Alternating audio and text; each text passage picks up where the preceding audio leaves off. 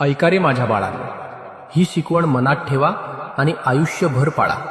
यातूनच खरा आनंद आणि शांती मिळते. 1. श्रद्धा आणि नामस्मरण. संकट ही आयुष्याचा भाग आहेत.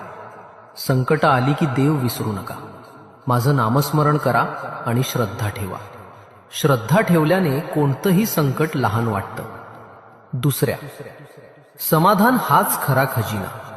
धनदौलत क्षणात येते जात असते, पण ज्याच्या मनात समाधान आहे तोच खरा श्रीमंत आहे. समाधान हीच खरी संपत्ती आहे. 3. भक्ती मनातली असते. फक्त मंदिरात जाणं म्हणजे भक्ती नाही. भक्ती म्हणजे प्रत्येक क्षणी देवाची आठवण ठेवणं. हीच भक्ती मन शुद्ध करते आणि जीवन सुंदर करते. 4. राग मनाला जाळतो. राग दुसऱ्याला नाही, तुलाच